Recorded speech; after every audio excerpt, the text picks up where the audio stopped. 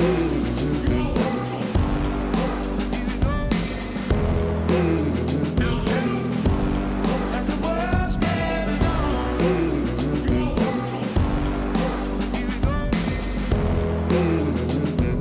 then, everyone, and welcome to the Wedding Mavericks podcast with Lindsay and Jules, a podcast for wedding videographers and photographers where we discuss all aspects of running your business, developing technical knowledge and skills, and pushing your creativity.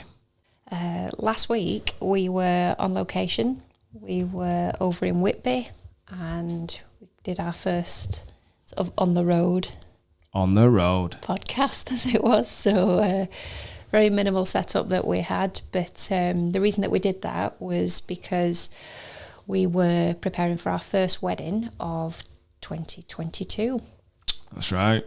And we'd decided that we were going to travel to, because it was just over a couple of hours away, and because of sort of adverse weather recently, we decided not to sort of risk things on the morning on the day of the wedding. So just a few days before, we decided we'd stay in a hotel there the night before. So I'm certainly glad we did that, because we only had 5 minutes to then, or rather it only took 5 minutes to get to the venue, which was quite nice. Yeah. But what would sort of set our stall out to do at that first wedding was to try something that we've wanted to try for some time, but just haven't sort of had the opportunity to do it. And because there was two of us at this wedding, we were doing just a film for it. We had the kind of flexibility during that meal break, and then once the speeches had occurred, and there was a little bit of downtime for all the guests generally, it just gave us a window of opportunity for you to be able to download that footage from the first part of the day, and put together for the couple a trailer for them, which you did. Smashed it first time, and it was a lovely thing that a lovely trailer that you created for them, and then you were able to share that with them. You brought a projector, brought all the kit that you needed, and you were able to show that to them right at the start of the evening reception, which was lovely. I mean, how did that, just very briefly, how did that feel for you, doing that in that amount of time that you had? To be fair, because I've got a number of years, experience editing weddings, I'm fairly kind of confident when it comes to the, creating an edit fairly quickly. So for me, it was going to be about making sure I found the right clips that would kind of have some kind of impact, both on an emotional level and on like a bit of a wow factor level, to show them, because you could put anything up there, couldn't you? And they probably enjoy it because they're seeing back their day for the first time. But it was important to like kind of pick a couple of clips that were like visually really stimulating, which, if I'm being honest, I wouldn't say that because of the time of year, the weather, we're not on a mountainside. It wasn't like we were dealing with some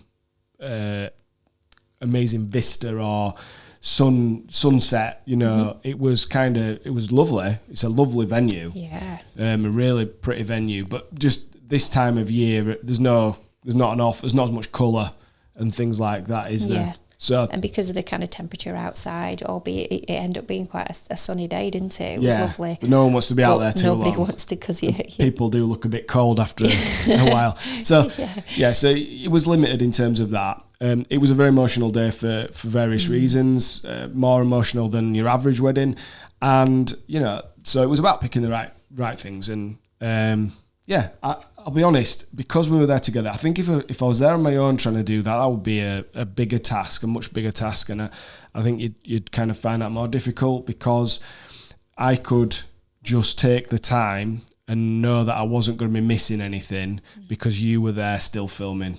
So you were capturing the things that were going on, which wasn't that much in that break where the meal is. We wouldn't normally film a lot then anyway. And then after the meal and speeches had finished, I finished off the edit I went and sat in the car and finished it in the car.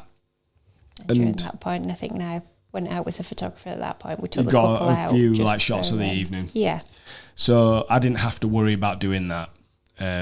So yeah, as a single shooter, you might not feel comfortable doing this, but certainly if you work in a pair, if you've got a second shooter, I think it's a great thing to sort of look at, and maybe we'll discuss the ins and outs of that in another episode at some point. It's definitely something I think we'll do going forward. Yeah. It's about being organised, really. That's it. Yeah. If you know that you want to try it, that sort of preparation that you've done in advance for it. Sorry. I mean, you saw the reaction. What was that like? I'll be honest. I was a bit. I'm not the sort of person who particularly likes direct attention like that. I get a little bit embarrassed.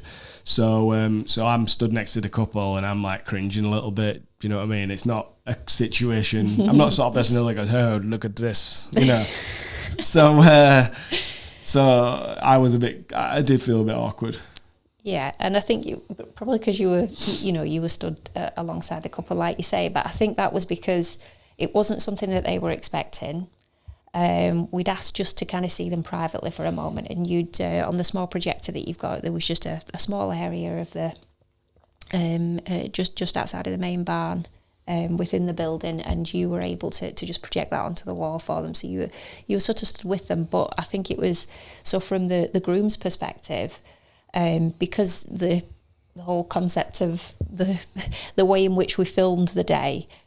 He was just, he's never experienced sort of something like that before. He's never had himself filmed, I should say, before. So it just kind of blew his mind in a lot of ways that you've been able to kind of put these clips together in such a short amount of time. And he wanted to talk to you. He was kind of thinking out loud a little bit and sort of asking you questions and just sort of, so you've been able to do this so quickly. Whoa, how's that working? How's that working? I thought that was really sweet in a way, and then the Gemma, the bride, she was completely made up with it. She was so, and then the fact that they had the daughter involved in this as well. It was just what had been a very emotional day. It seemed to be a really nice touch. It seemed to go down really well.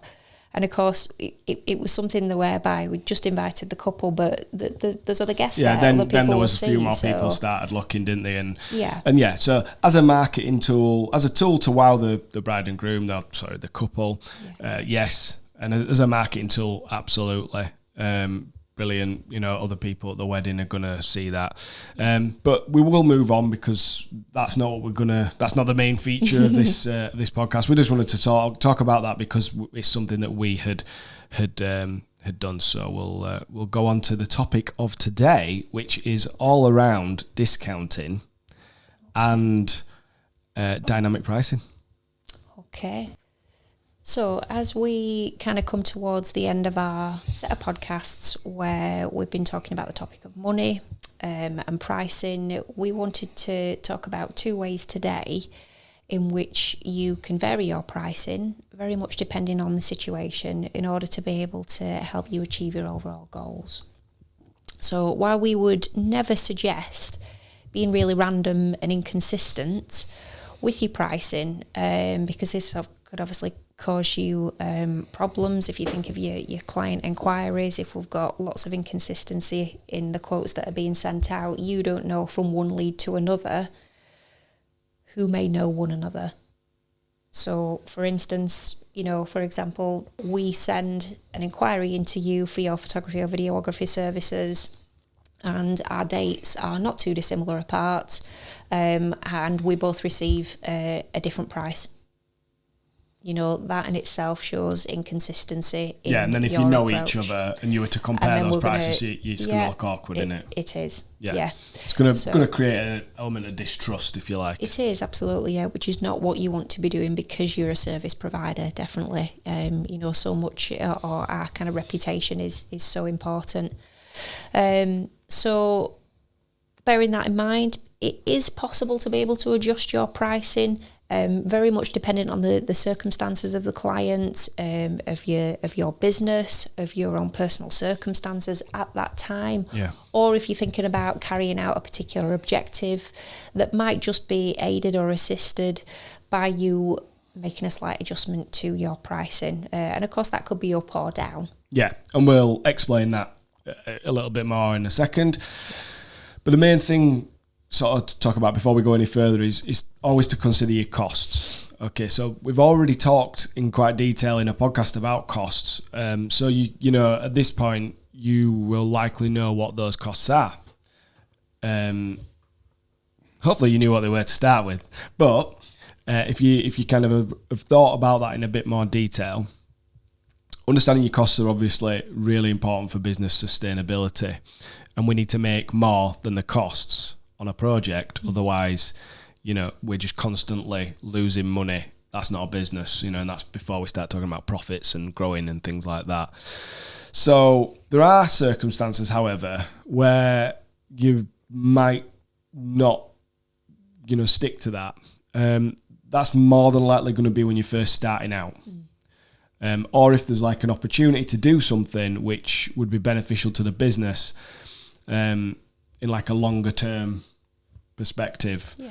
And if that opportunity presents itself, you might decide that it's worth adjusting your price and not sticking to covering your costs. Mm-hmm.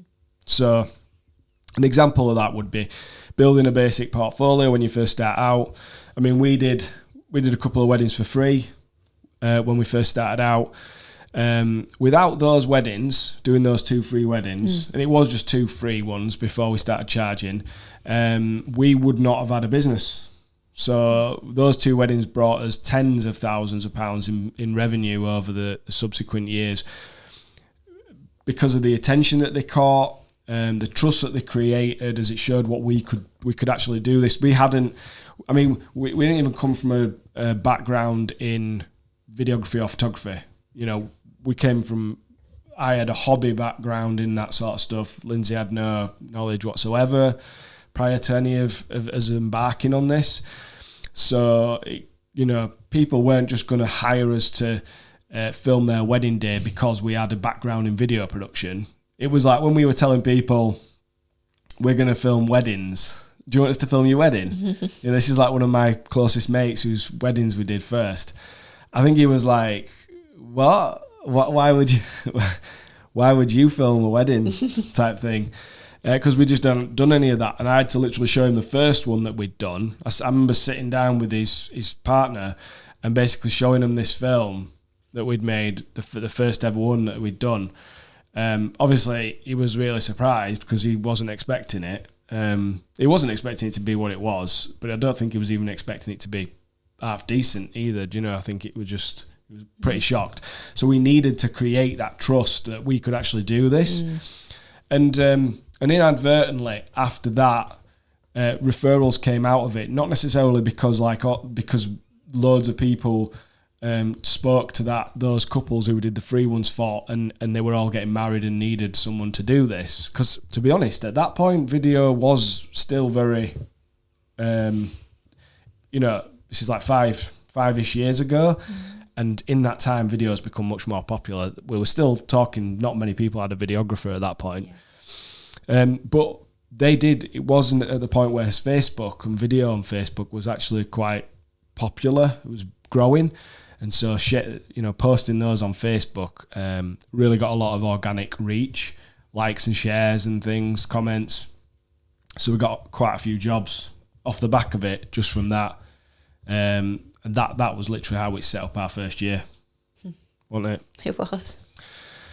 Another example of doing something below cost price would be to shoot in a particular location or venue, maybe like a destination wedding, or to give an example of something that you want to shoot more of to strengthen your own brand. It could be the destination. It could be maybe a particular type of couple who have a look or vibe. It could be the couple itself, if you want quite a hipster couple or whatever, or it could be like the location and the styling of the wedding. Maybe you're wanting to do more like an elopement-y type thing in like, you know, a destination type wedding, your Icelands or your Isle of Skye type stuff. Maybe you want an urban-y type wedding in a city centre that's quite edgy and cool, and you're basically looking for that type of couple or that type of venue location. Then it might be, if you want to shoot more of that in the future, that's the direction you're going in, then it might be worth, not charging enough to cover your costs for that reason. I mean, maybe one of them a celebrity, maybe there's a celebrity couple or some influencers, and this might create some organic marketing opportunities, some positive recognition, and that will make you more appealable to people, because obviously if you've done some big shot celebrity or influencer wedding, you must be good. So it gives you like that kudos in the amongst things. We've done some cheaper ones for reasons. And we're sure everybody has at some point. Everybody you come across, no matter how good and established they are, at some point they will have done some cheaper or free ones for different reasons. What we'd say is just be careful, because there comes a point where it doesn't necessarily make sense anymore, and you can end up doing it for wrong reasons and getting taken advantage of. At the end of the day, your business is only going to be sustainable if you're making money. So you've got to think, regardless of how good these opportunities look, if you carry on doing destination weddings for, let's say, £1,000 or less, and it's costing you, the whole amount of that money in your travel and your accommodation, you're not even really covering your time. I mean, you won't be covering your time if that's what you're charging for a destination wedding. Then you're not going to have a business next year. That's the thing, essentially. So think big picture, think long term. Yeah. So with discounting itself, think of this as a variable type of pricing. When you do offer a discount, it's a tool really that can be used when you're trying to sell any product or service. So it's something that you might consider doing just on a temporary basis to lower the cost of something. Yeah. And you might do that, or you'll have certainly seen that when businesses do that, in line with a particular set of terms or a period of time. So, for instance, think about your New Year sales, or when I was younger, it used to be January sales. But January, it's I think Christmas Eve they're advertising the New Year sales, or sort of Black Friday events, things like that you will see. It's something that the business has created that's intended to be time based. It's only supposed to be for a limited amount of time, and the idea of that is that it creates a little bit of a buzz. It's supposed to create some sort of excitement for the consumer to hurry while stocks last, hurry while the offers are on, sort of thing. In our industry, we might see photographers and videographers considering making offers around about kind of Christmas time. That's a popular time for engagements, things like that. Also around about Valentine's Day as well. There's other terms where, other occasions where offering a discount might well be relevant for your business as well. So sometimes, and I remember back in our early days, we had a client that wanted to pay us cash for the wedding that they were having. I remember he went upstairs to I was in their house for their client consultation. He went upstairs and came back and handed me a lump of cash in an envelope, all nicely counted out, and my eyes nearly popped out of my head. So being as naive as I was, because I'd never, the funny thing was I think I'd never seen, and I'm not talking thousands and thousands of pounds here, not by any stretch of the imagination. I was talking hundreds of pounds. This was in our sort of early days, and I must have looked so silly, I must look so naive, because I kind of almost didn't know what to do with it. But because you weren't expecting it. I definitely wasn't expecting it, no. But occasionally things like that, if people are wanting to ask if they can pay cash, then there are obviously fees which can be avoided by enabling a client to do that. And it might well be that you agree to a slightly lower price, a discounted price, in return for them paying cash. And just to be clear, we're from a well above board a tax perspective, we're not suggesting that you're trying to do anything dodgy. But what we're basically saying is that in all businesses there are people that want to pay cash for whatever reason, and sometimes it can be beneficial to receive cash. So we're just merely pointing out that that could be a reason for people wanting to pay in cash, and that might be beneficial in whatever sense, and that might be a good reason to not charge the full price. Yeah. Other reasons that you might consider for discounting is you might want to kind of show a degree of appreciation or some gratitude towards a particular sector of the market. So if you think about, more recent times, sort of offering an NHS discount, we certainly saw a lot of photographers and videographers over the last couple of years as a gesture of sort of goodwill to those working within the NHS, within the military, generally emergency services. It might well be that you offer a particular fixed amount discount to anyone that approaches you and they show that they work for one of those organisations. It's tactical. Is this as it is something that's kind of do, but perhaps you're also kind of thinking that these people potentially have large networks in their own right, and so having received that sort of appreciation from you, that benefit from you, we always say what a powerful tool word of mouth is. So it could be on the back end of kind of receiving that, those people then. Well, yeah, to give you a completely very simple sort of explanation and example of that, we both worked in the police previously, and Domino's Pizza did 50% discount for police and ambulance and all emergency services. Where do you think most coppers were getting their pizzas from on a Friday and Saturday night? So, they know that Domino's know that they give 50% discounts out anyway to people on if they spend a certain amount. But obviously, once everyone knows in the police station that you get 50% discount at Domino's, and lots of other food places did this. Yeah. It is like everyone's going to that food place, and there's quite a lot of people in the emergency services, etc. So your business is going to do. I mean, Domino's don't need it, but if you're a smaller eatery, yeah. And I mean, for that kind of example, that's good for them because they're generating repeat business. Now, obviously, we're not suggesting for a second that we're wanting wedding clients to kind of be in a situation where they're repeatedly coming for your services. But, actually, if you think about it in the context of you've provided some wedding photography or videography, perhaps you've done both of them for a particular couple, perhaps you'll then be thinking, of the future of that couple, perhaps when they start a family, it could be that with their own sort of immediate family or friends, they'll make that referral for you. However, perhaps there's a little bit of an expectation on both parts there that hopefully you would like to think that they would refer you to their own family or friends, but then also at the same time, that you're going to look after them. Yeah, you'll sort them out. Which does happen a lot, and if you've not experienced that, you've got to be ready for those conversations. Yeah.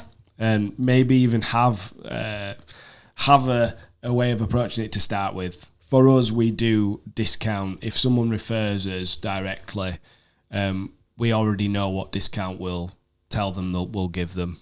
How we apply that discount is, that's open to everybody's interpretation and methods, but we will discount because it's kind of like showing that loyalty type thing, isn't it?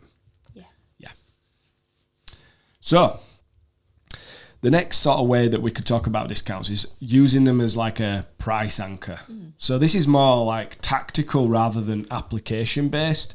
So as well as having like motivated reasons for discounts, as we've discussed, which is more to do with encouraging sales in time frames to particular groups or whatever. This is more of a psychological tool.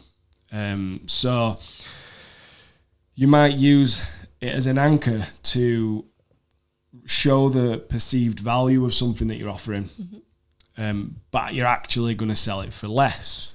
So, for example, you could show your product listed as, let's say, £2,000, and then say you get a 10% discount, and that'll take it to 1,800 quid.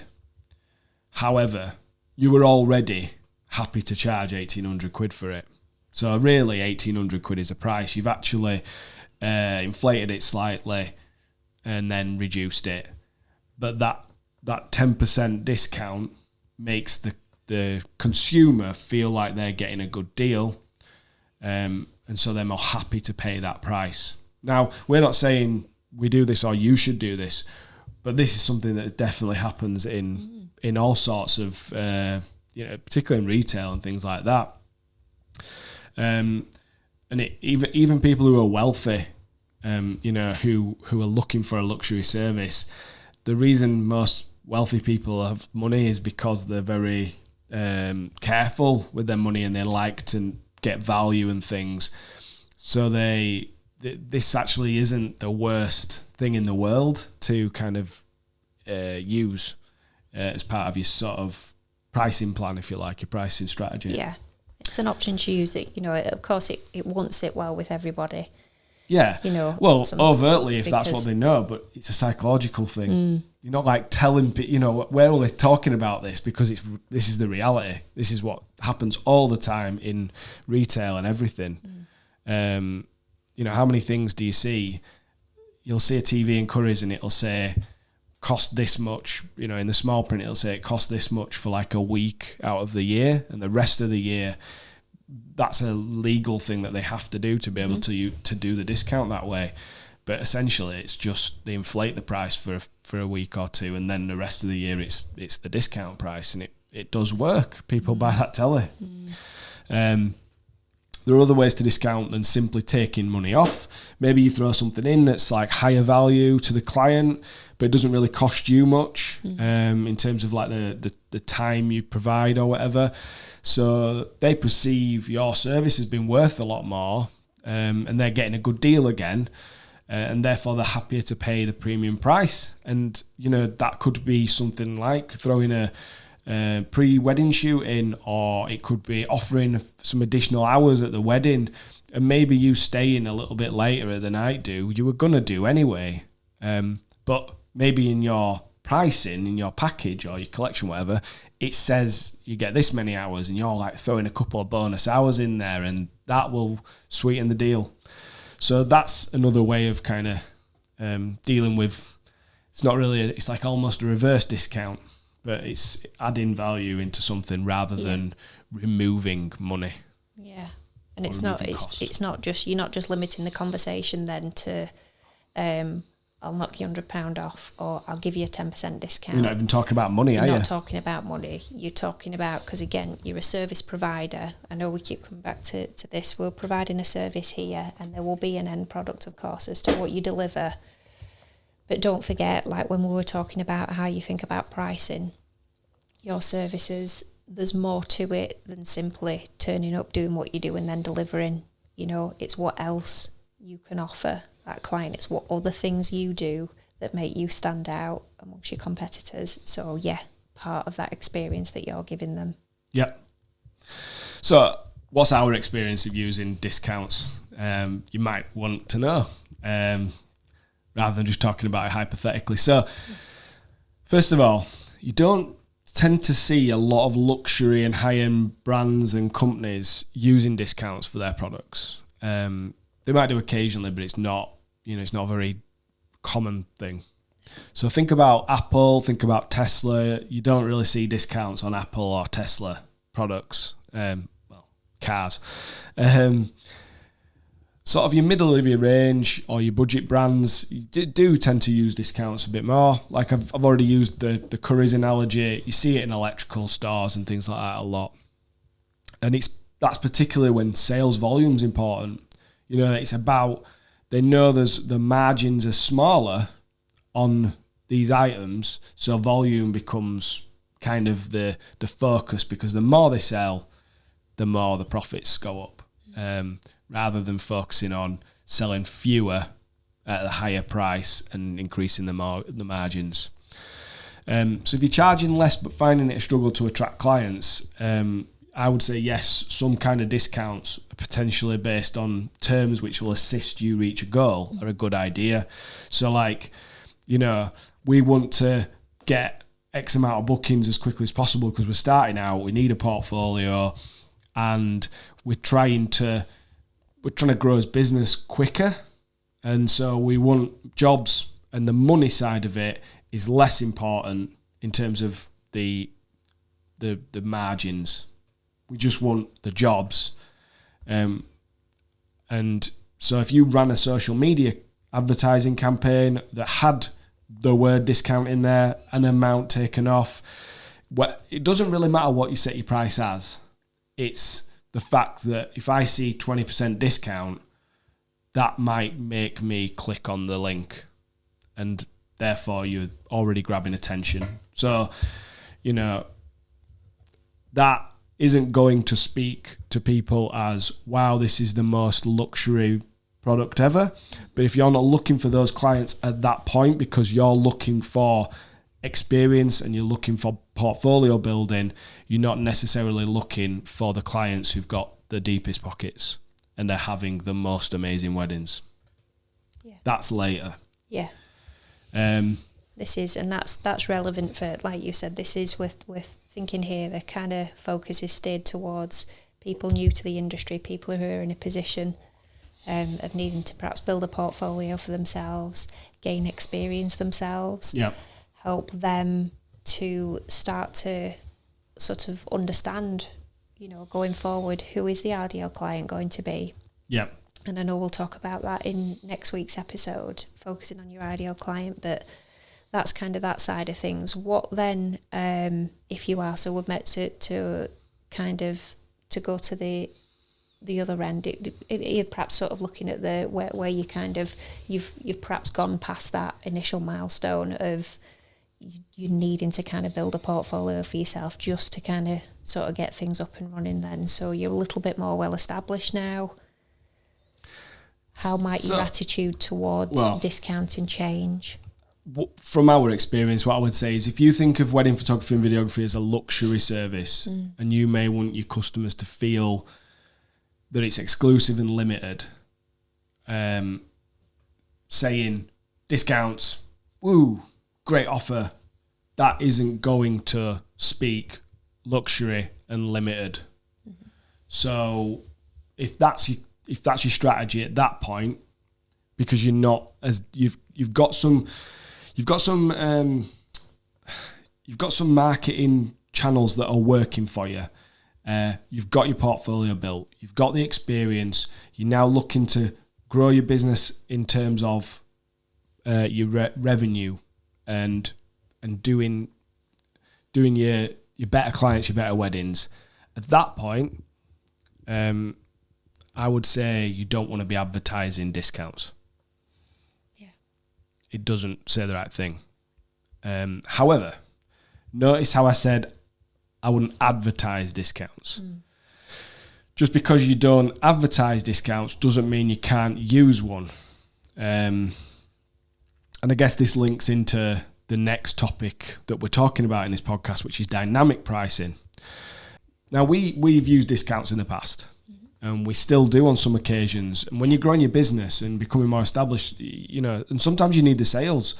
So you might need the sales because at the end of the day, if you've got to put food on the table, if you've got to pay the bills, you need to make sure that the business is generating enough money. So there will be occasions, and like COVID's a really good example of that, because I know for a fact, right, across the board, okay, people had to adapt to what was happening. And people, even people who I know are like the creme de la creme, and they're charging a lot of money for wedding photography and videography, they were doing things that they would not normally do. They were doing reduced coverage and micro weddings because that's all that could happen. And they were slashing their prices. I just know they were. And I'm not like just surmising it. I saw them advertising their services for far less than they normally would. And I'm not going to criticise that at all, because when needs must, and your needs might not be around a pandemic, it might be just, do you know what? I was doing okay, and now I'm struggling a bit this year, or things are just a bit slow at the moment, and I could really do with some, particularly think about wedding videography. I could tell you right now, we're not going to do this, but I could tell you right now that we could run a discount, we could run a social media ad, run a discount, use the discount as a lead, and we would generate some business for the next few months. So let's say we're now in February, March. Let's say our April and May were looking quiet and we wanted to fill them because this is our job, we need to work, and we could do with the money. So we could run that. That would be a strategic way of doing it. We're not just running discounts willy-nilly. We're saying for weddings in April. Yeah. And then our April, we might end up with a full April that we're doing weddings for a lower amount. We can explain why we're discounting because we can say we haven't got much work on in April. We want to help out couples who have who've had their weddings rearranged from pandemics. If you're looking for a videographer, blah blah blah. Yeah, it's a bit harder with photographers because they tend to be booked more in advance. That's just an example. So examples of where we might have used them in the past. We've got a wedding next. This is one that's someone's booked last week, right? Wedding's next January, and they inquired just about. Actually, no, they did inquire about both, didn't they? But it's very local. It's actually where we got married, right? So it's at the wedding venue that we got married. It's just down the road from us. They'd seen us friend's wedding, who we'd done, and we sent them the prices, and they said, I really want this, but we just can't stretch to the amount. So it made sense for us to have a discussion with them, find out what kind of budget they were working with, and then there was a conversation, and I'm not going to go into that and how we do that in this episode, but communicating back and forth, you can establish what they could afford, and then the conversation is, do we take it? Yeah? So you could take things out of your offering, you could compromise a little bit. And for us, in January, bearing in mind we didn't do any weddings in January this year. Yeah. January is always our quieter month, January, February. And we're actually, because we're doing photo and video, we're going to be covering pretty much almost as much, with one wedding, we'll cover most of our monthly outgoing in terms of the business and personal expense. Not all of it, but most of it. And to us, that made sense. And that might make sense to you.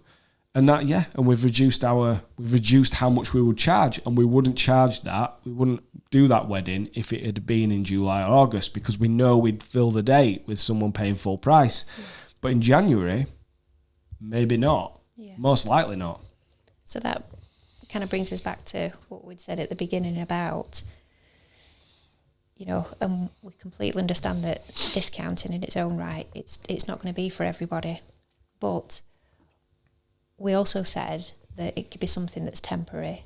And we also said that it's something that you consider everything kind of from your perspective as well as their perspective. Yeah. So just in what you've said there, we considered, well, okay, what's the kind of structure, what rather are the goals in January, February next year? We didn't have a wedding this year, so we've considered our sort of personal and the business finances and what did that feel like this year?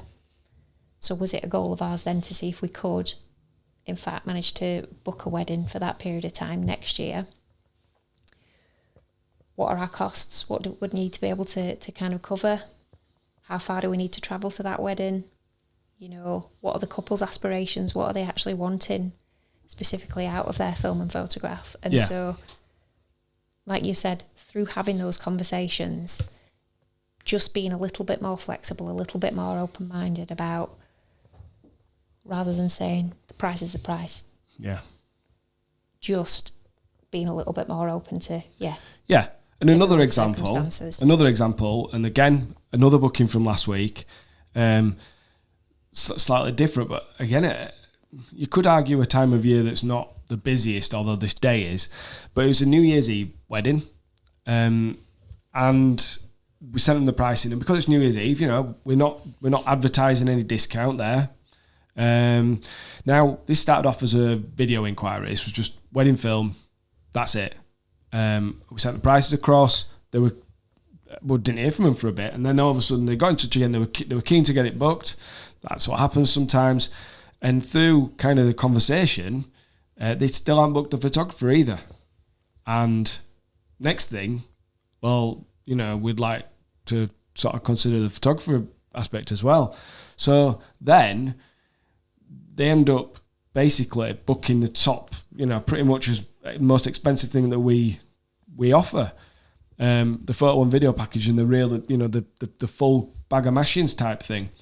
And to sort of sweeten the deal, because it's New Year's Eve, rather than charging extra hours to do New Year's Eve and see midnight in and capture the fireworks that are going to happen, we'll stay the extra hours without the additional fee. And there is in our pricing, there is additional hour fees. Yeah. And they were also interested in having a pre-wedding shoot, which doesn't cost me anything other than a couple of hours of time. So, for the sake of probably an extra 4 or 5 hours of my time on 2 separate occasions, but one when we're already there anyway, we've got that job, and that's, again, that pretty much covers everything we need for that month. Yeah.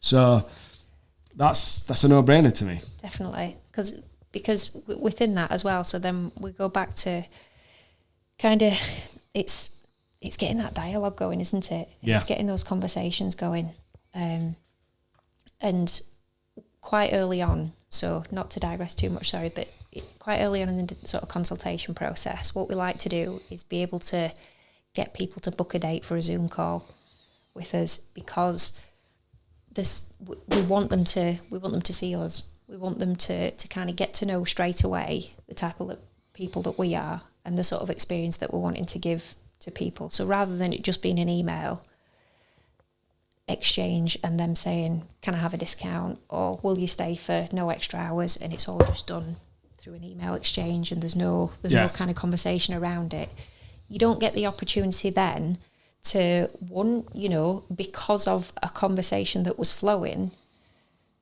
the bride happened to say, oh, you do photography as well, which kind of opened the door then to us being able to have that discussion. So like you've said, that led to a booking for the most comprehensive package that we offer for film and photography. But also then, in addition to it, there was no, she wasn't necessarily, she wasn't saying, oh, well, what else can you give me? What can you knock me off that? What else can you give me?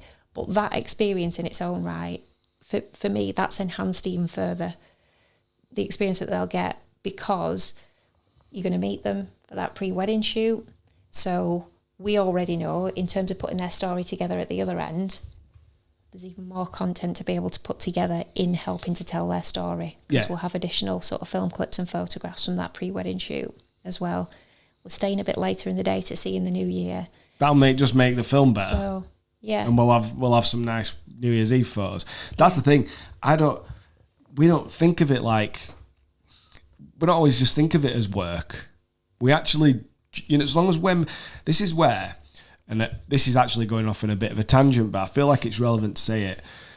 If you get to a point where you're charging enough for your work, your services, so that you're not thinking, I'm getting screwed over here, I'm doing a lot of work and not getting recompensed for it. Once you get past that point, because you have you've decided on an amount that you're happy to be working for, it isn't necessarily then all about money, because you're earning enough for it to be worth your while. And then it becomes about, well, actually, I'll make a better thing out of this by doing the more hours. So I'm not going to do that for every wedding, but for this wedding, I can already see New Year's Eve, it's got a great opportunity to tell the story. Yeah? There's going to be fireworks. There'll probably be a good party. It's going to help us have more content to do our job. The pre-wedding shoot, that's brilliant. We're going to build up a better rapport with the client, right? Before the wedding. Before the wedding. Now, people do book pre-wedding shoots and pay extra for them. And the crazy thing is that's actually doing you a favour. Yes, they're paying extra for it because you're going to have to use your time. And I wouldn't just do them for free and do them for nothing. Either build that cost into your package and offer it, or you charge extra, as we do. But, for the right situation, doing it for sort of like not charging extra for it makes a lot of sense. It's going to help you. It's going to make things better. Whilst we're discussing the topics around pricing then, we've recently been reviewing our own prices because we are kind of refreshing who our target market and ideal clients are.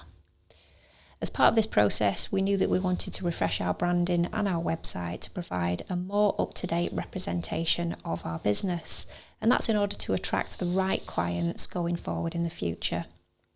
And to do this, we've been working closely with Divine Studios. Divine Studios are a creative agency based in Leeds in West Yorkshire who are helping businesses across the globe develop web experiences and brand identities. We wouldn't recommend any product or service that we did not genuinely believe in ourselves. So we're absolutely delighted that they're first of all sponsoring our podcast. They're working with us, as I've said, to refresh our branding and our own website. And if you're looking for help with your brand, the design or web development of your website, then please get in touch with Divine Studios for a no obligation consultation. And of course, if you mention the Wedding Mavericks podcast, you'll receive a 10% discount. Thank you very much, Divine Studios, for sponsoring our podcast. Okay, back to it. So, Jules, you mentioned dynamic pricing a little while ago, and that's what we're going to take a closer look at now. So if you were listening back on episode 17 of our podcast, in which we discussed pricing, you will have heard us mention dynamic pricing as one of the available strategies that you could, in fact, implement into your business. So in its own right, it basically means that you're setting the price and it would change based on what the current demands for your service or product may be. So in a variety of industries, this is implemented in different ways by kind of using a technological approach, so thinking about algorithms here. And so the algorithms might well alter the price automatically. For example, if you think about your airfares or your hotels, think about the last time that you used something like booking.com, or you wanted to book some flights on Ryanair, for instance, you'll know that you will look at them at 10 a.m. in the morning, go and talk to your partner about, we should book that short breakaway actually. Okay, all right, I'll show you this afternoon when we get back. You come back to it a number of hours later and the same flights or the same accommodation that you were just looking at a few hours previously, it will have shot up in price. And that's the algorithm that's done that for the business. Now, obviously, the nature of what we do, we don't have algorithms and those sorts of kind of calculations to help us. And we're certainly not working on those kinds of volumes where we really need to kind of put bums on seats, so to speak, to be able to ensure sort of profit margins. However, we do have a finite amount of days where we can provide our service, and depending on what the demand is for that service, you could consider setting your price just as the demand changes to ensure the kind of continued growth and that sustainability that we talk about with your business. There might be opportunities there if you're keeping an eye on the sort of kind of fluctuations, if you like, or the movement of the demand within your particular industry. So what you're essentially saying is the price could go up or down depending on a variety of circumstances. Yes. And this isn't like a discount as in we're not taking anything off and we're not putting anything in. It's literally just this thing costs this much at this point and it costs this much at this point. And your prices are obviously going to change over time because of inflation, cost of living, things like that. But this type of pricing strategy is actually a good reason not to have the prices on your website, because you can adjust them depending on the nature of the inquiry and your own circumstances at the time. So what it means, and we're not suggesting everyone should go out and do this, by the way. We're merely discussing topics that are things that you may want to consider. And we're trying to give a bit more, rather than just randomizing stuff, we're trying to give a little bit more of a strategic discussion around it. So what it means is kind of looking at how busy you already are. So, you know, the inquiry comes in, you're looking how busy you already are. You're thinking, do I need this work at the time? So I've already said, you know, if your April's looking quiet and you're thinking I could do with like some extra jobs in April, otherwise it's going to be beans on toast, you know, that's a good reason to lower a price. If you've got stacked July or August and you're thinking, I've got a weekend free, but I've already got a lot on. I've got enough money coming in. It's covering all my costs. It's paying me a wage and there's profit there. I don't really need the extra work. If I was to take it, it's got to be kind of worth my while, and it's not just a simple case of like transaction. And you know, I don't need this. So you might kind of look at raising your price at that point for that inquiry, because the demand is there, because you've got the inquiry, and you aren't as bothered about doing it because there's no necessity. It would just be a nice cherry on top. It might be a new camera. It might be you don't need that money. That's what I'm basically saying. So you've got to think, does the project come with additional costs? Does it come with additional stress? Is there going to be extra expectation? So a good way to look at it is when you get to a certain point with your bookings in your financial year, you might start to trial a raise of prices. You'll hear people in the industry saying things like, when you get to like half or 3/4 of the way fully booked, you might want to raise your price a bit. And our thoughts are, this is how we kind of approach things. You cover the basic amount that you need to make for the year. So looking ahead at the financial year, you cover that I need to make this much to cover all the business costs, and then what I need to take out of it. And when you're getting kind of close to that, and you can see that that's likely to happen, that is a good time to raise your prices, because the market is telling you that the demand is there. People are booking you. So it's a good time to trial it, and you're not taking too much risk. If you put your prices up and then no one books, because you've already pretty much got yourself to a point where you don't need it. Yeah. I mean, I'd say that's where we are at the moment. Yeah. Till the end of this financial year. Yeah. Which is slightly different because of how our business is structured. And without like going into exact figures, but basically we know that we've got the cost covered. We know we've got what we need to take out of the business covered. So it is a case of balancing, not making too much money for like tax implications and things, and making sure that we're sustainable. And sustainability isn't just the financial side, but it's also the well-being side. Yeah. So we just want to have a nice amount of work to do that means we're not going to be super stressed. Yeah. If an inquiry comes in now for this same financial year, we're not talking about the next one, but for this financial year, we can experiment a little bit with the pricing. Mm-hmm. If then someone was to book, and this has happened, we've already we know that this works because it's happened already. So we put the price up, people are still booking. So you know that it's a good experiment, because then you know if I do put the price up from where it was, people are still booking. So I can it gives you this confidence in then raising your prices generally. So for the future. Obviously, you're also thinking if an inquiry comes in for the next financial year, at that point, you can still give them the current prices. And again, when you get more bookings and you get to a point where you know that everything's covered, again, you can raise your prices for that year. Because it's not I guess the ideal situation is, or rather the aim of the game is not keep seeing if you can raise your prices, keep booking the jobs, and don't take into account the time parameters in which you're doing that. Yeah. Because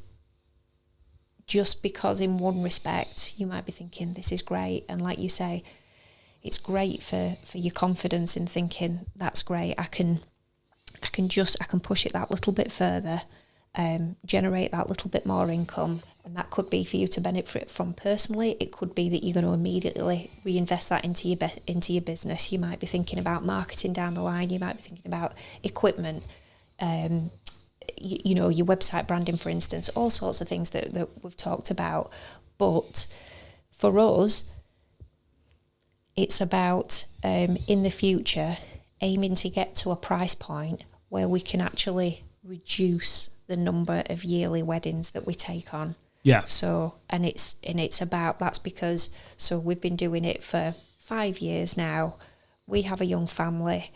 Of course, we know there are lots and lots of different circumstances out there, but just for us personally, to give you that context then, this is not about how much can I get away with, how much can I push those prices up, and that's it's about creating a balance. Yeah.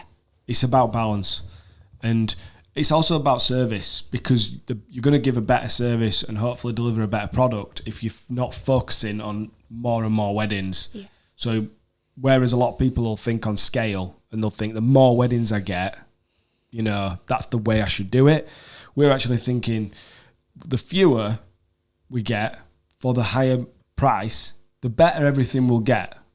You know, the better it'll get, the experience and the product will get for the consumer, and the better the experience of running our business will get for us. Yeah. That's our goal. Everyone's got different goals. So if that isn't, you know, if your goals don't align with that, that's absolutely fine.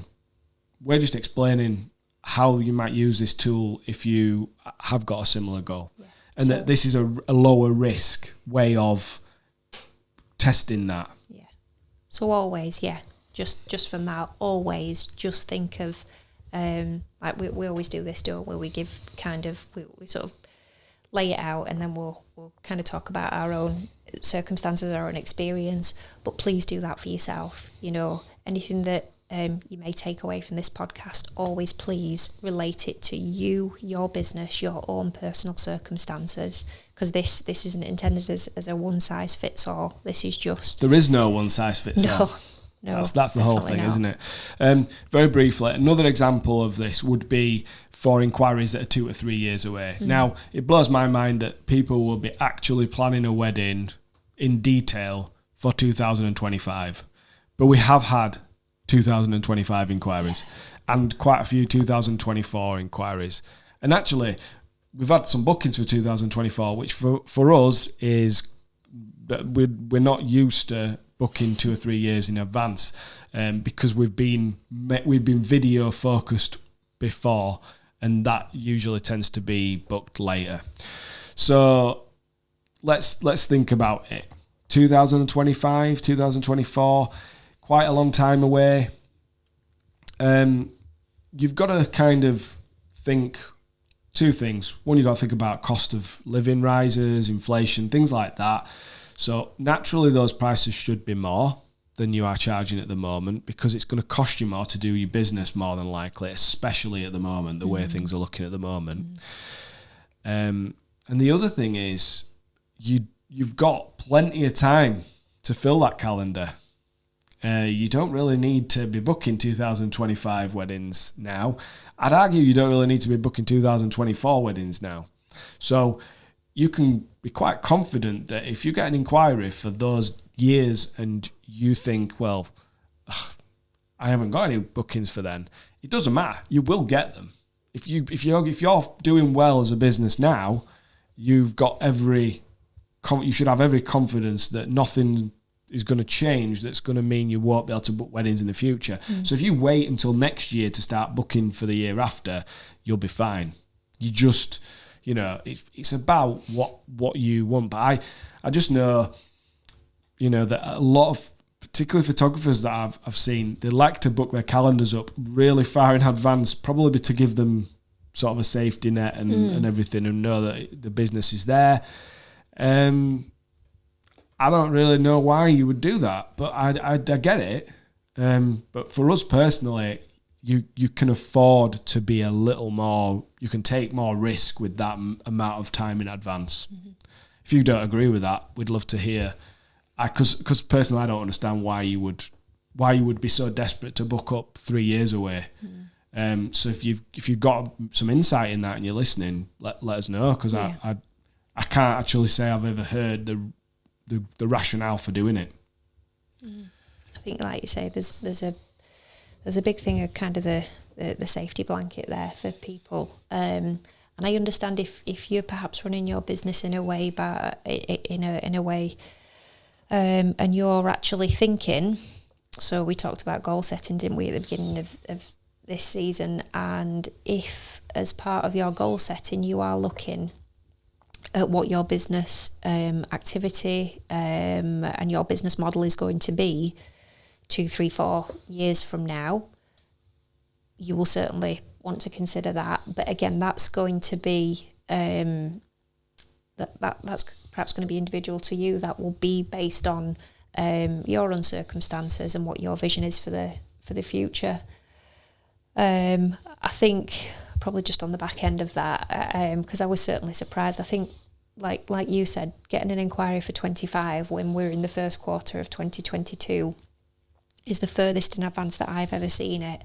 And probably something that we all need to think about is exactly what you mentioned about what kind of is happening in the economy, in terms of we all perhaps do need to maybe think about what will happen to people's spending habits over the course of the next few years.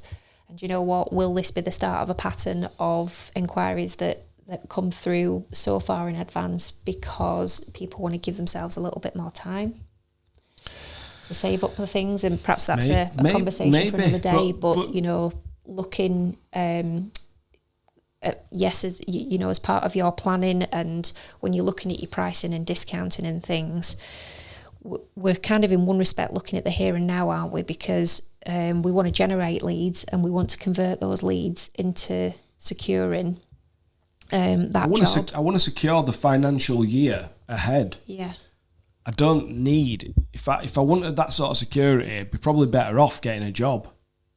Do you know what I mean? Because if that's the sort of security I need, I probably shouldn't be in this situation, because I'm going to be constantly on this like anxiety thing of like, it's not going to happen. And everyone has a little bit of that, but if it's that big a deal that you booked up 3 years away, that might be, it's not ideal, I don't think. Yeah. And I'll explain as well another reason why. And hopefully everyone experienced this in the same way if you've been doing this a few years, and that is COVID, right? So we know from doing, I'm explaining this because I want you to understand I'm not just having an opinion and not backing it up with something.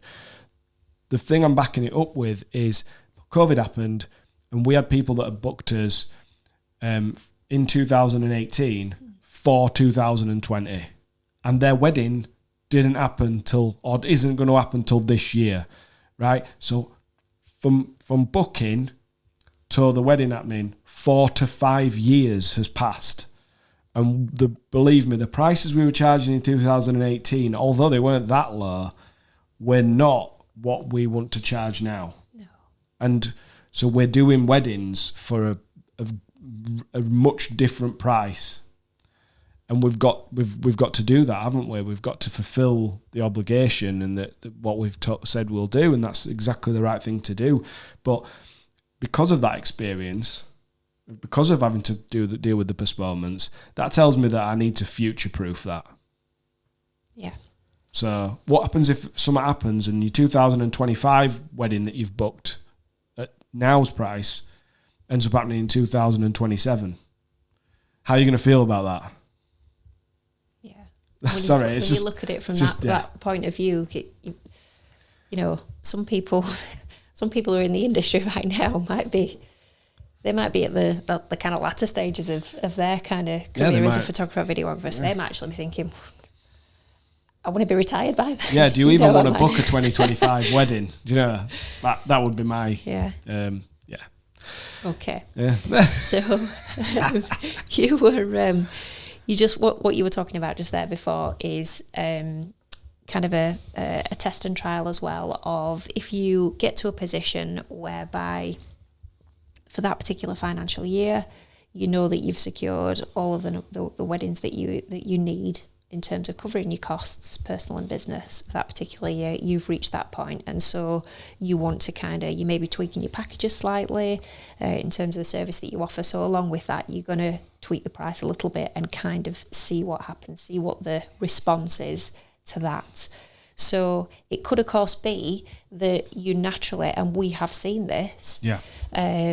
Now, we don't have our prices on the website. Recently, we did a little trial just to kind of see if it impacted the number of leads that we got, if we did put the starting from prices on the website. So we've tried that. We're always kind of trying sort of different things.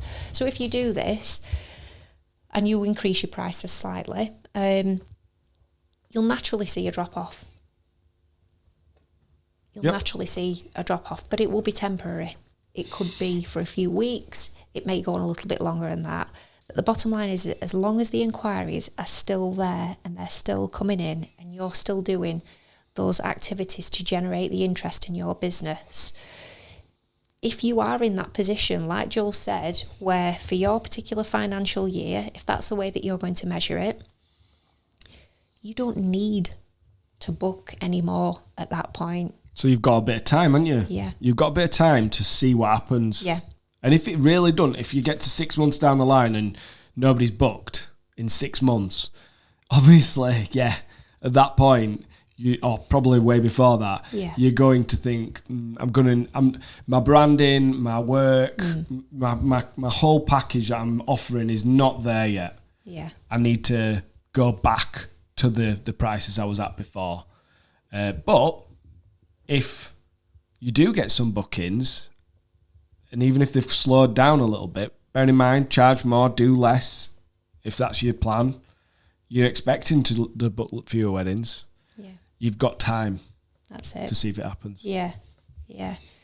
And just as I've said, kind of in our experience, each time that we've done this along the way, there has been that period of a few weeks where you start shitting them, yeah. You start to get a bit worried, yeah. But then it comes back because, just like you said, you wouldn't in a million years leave it for 6 months. You wouldn't be inactive for a number of months without doing other things and testing other things. And this is the thing. This is the beauty of you being in control of, in charge of your own business. You know, the goal is sustainability. So whether you're new to this or whether you've been doing this for some time, whether you've come from that transition of you had a full-time job or you were still working in another profession before you came to this, it's all about trial and error. It's all about testing different things, and that's not just your prices, not just discounting. It's all the other things that we've been talking about recently as well, and it's all the other things that go in to raising the profile of your business, making people aware, getting your service, that end product that you deliver to people, getting that in front of people's eyes. You know, you don't provide this service for no one to ever see it. Or sorry, you don't provide this service for the only people to ever see it to be your clients. Yeah. You're also doing it because you want to showcase that. You should want to showcase the work that you're doing to other people. So gain some confidence in that. Play around with how you can get that in front of people's eyes and the kind of exposure that you can get to that. But we don't want to go into that too much. No, sorry. They're future topics. Yeah. Okay. Back on task, Lindsay. Back on task. Let me just get my track of thought back now. So yeah, if you decide then that you're going to test ever so slightly higher prices for a period of time, please don't be put off by the fact that there might be a change in the conversion rate for you. Okay, it won't take long before it will kind of recover, but just make sure you're doing those other things in the background as well. As I've said, for us, we've done that previously, but we know in the back of our minds that the goal ultimately for us, when we do test this, is that we're in future wanting to get to a place whereby we're doing fewer weddings. And that's because it will that enhances our life, our family life in other ways. So that's our goal. It depends what your goal will be too. Yeah. Okay, so because you have ensured that your business is still is sort of in a sustainable position before you're going to trial this pricing, take confidence from the fact that you've done that, because you don't have anything to worry about. This is not going to end for you overnight because you are trialing either slightly higher prices, and you can always lower it back if needs be. If you really get concerned that a number of weeks have passed, there's a real inactivity now, and you don't want to lose previous momentum that you've built up, okay? Drop them back. Just because you raise them slightly, nothing's set in stone. And here. again, that's why it's probably the most sensible thing not to put all of your prices on your website. Yeah. I mentioned it a few minutes ago, but this is the main thing here is you are in charge of this. Okay, you will hear other professionals of the industry talking about, raise your prices. Don't be cheap and cheerful because you're bringing the whole standard down for the industry. I completely agree with that when we have people out there that are charging an absolute pittance, charging next to nothing for photography and videography services. That doesn't do our industry any good. Yeah. Absolutely, completely. And we're not talking about when you first start out either. We are talking about just generally. They've been doing it for a few years and the standard work's good and everything, but they, for one reason or another, they're not charging very much. Yeah. Yeah. So if everyone does that, it doesn't do the industry any favours. No.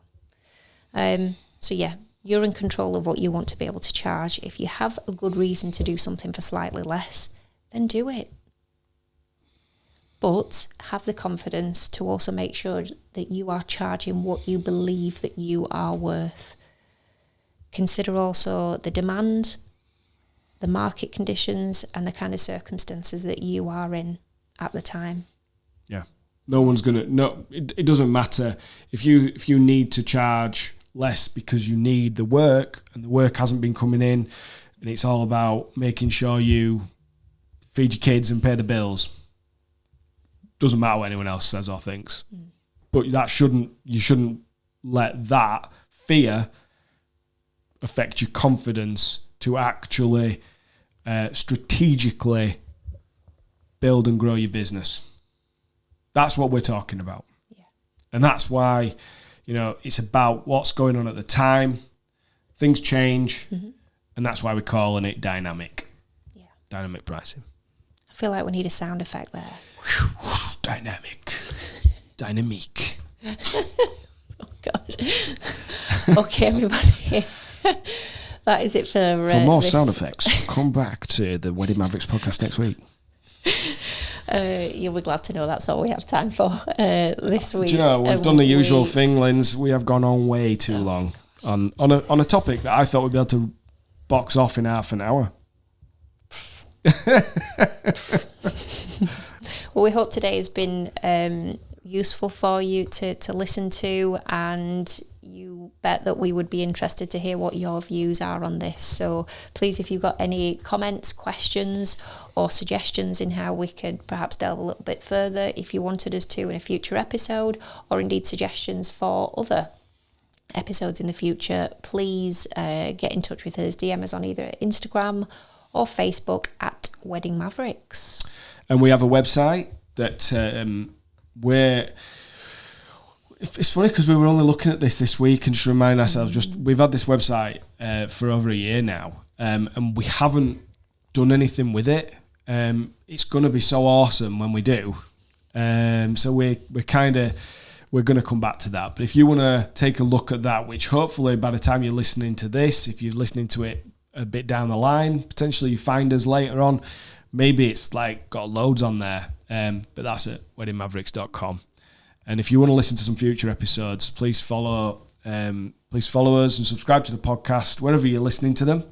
And if you want to watch us have these conversations, we do put the video to it on our YouTube channel. And that's also at Wedding Mavericks. It's also just worth saying again, over the past couple of weeks, we have people that sort of reach out to us in different ways. On social media or by email, and we love the fact that, or we're just not love the fact, we're so grateful that there is an audience for this, and that there are people within the community out there that are reaching out to us to kind of just share messages of sort of best wishes and thanks. And thank you to everybody that is doing that so far. We genuinely really enjoy hearing from you. So thank you for that to everyone that's listening. Please continue to do so. Thanks once more also to Divine Studios for sponsoring our podcast today. We'll catch you in the next one, guys. See ya.